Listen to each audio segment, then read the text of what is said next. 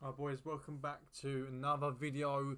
This is day 7 or 8, I'm not too sure. It's been a while anyway, so I haven't done one this year yet.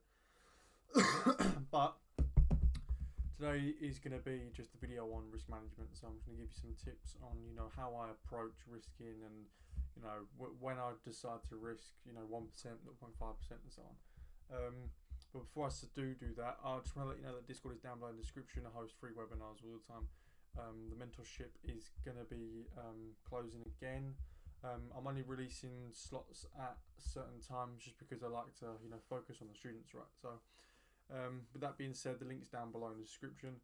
I'm going to get straight into the video. So when it comes to risk management, right, I'll only take 2 losses a maximum a day, right? I'm not going to go into huge detail, just what I'm saying you need to write down in the notes.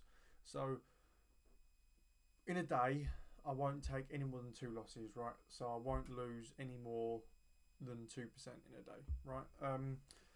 So when it comes to actually taking the trades, if you're new here, you won't understand why potentially, but I only trade London Open, right? So when I'm trading London Open, I'll risk 1%. When I say only, I do sometimes trade outside of that, but I mean London Open, I'll risk 1%. As we're coming towards maybe 10, 11, 12, maybe closer to New York, I'll probably risk 0.5. I don't know why I'm saying probably. I will always risk 0.5 outside of my prime time, right? So my prime time is London Open. So anywhere from 7:30 to maybe 10:30, I'll be risking 1%. And then after that, because I'm not going to be extremely confident, because I know that I'm always trading my best at London Open, I'm not going to be risking 1%. So that's one thing, right? And how to do your risk, you want to download an app called MyFXBook, and on that app you'll have something called a calculator. With the calculator you can then have you then put in what pair you're trading, so GBP USD, the stop loss in pips. So let's say we entered here and the stop loss is just above. This here is your 4.1 pips, right? So that is your stop loss. And then you count by percentage, so 1%, 0.5% put your balance in, and at the bottom it will give you a standard lot size, and that standard lot size you'll be entering on your MetaTrader 4 or 5. So it is pretty basic, but when it comes to taking profits, I rarely take partials. I only take partials if it's a time of day where I'm not confident or keen and it's taking too long. I'll potentially take partials. I usually hold full volume, and with my approach, we're only kind of targeting liquidity. We're not trying to catch these big daily swings. We're not trying to catch these massive external legs, right? We're just going to be catching, for instance, say we were selling here, all I'm going to be doing is catching potentially the higher time frame. If we jump on the 15, I'm going to be targeting potentially all of this sell side liquidity that's been left behind.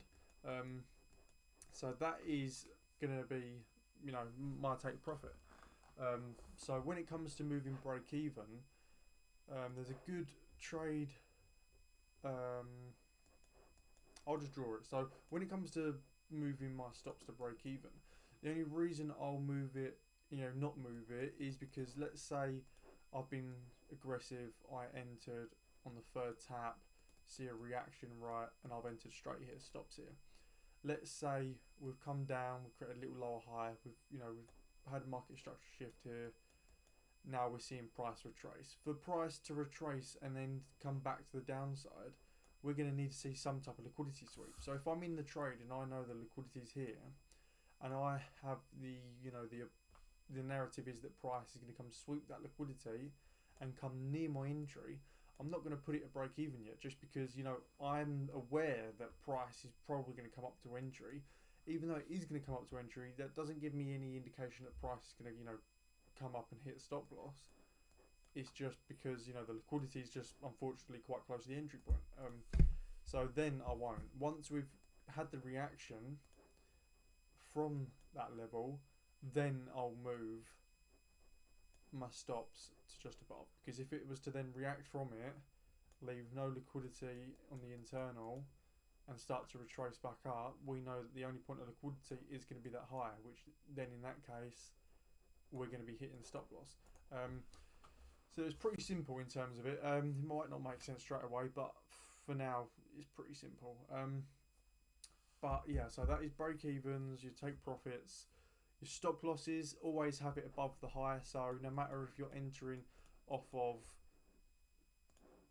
if you're entering off the first tap and you've got an imbalance here, I'd probably still have my stops here above the high. If you're waiting for a reaction, so here we've had a reaction, we've pulled back and then you enter, then yeah, above the previous high, completely cool with that, because you know we've validated this high. Whereas if you're just entering the first taps, which I wouldn't recommend anyone to do, definitely have your stops above the high, because if you're not waiting for a reaction, there's no reason why price won't then come and test that supply. So stop losses, again, pretty simple shit, just above the highs, whatever. I think I've covered everything. If anyone's got any more questions regarding risk management, always just drop a comment or message me. I can make another one, I can do whatever. You know, it is what it is. So yeah, join the Discord, message me, any interest in anything, let me know. Free webinar, ask me questions, submit your charts, do what you want, and I'll see you boys in the Discord.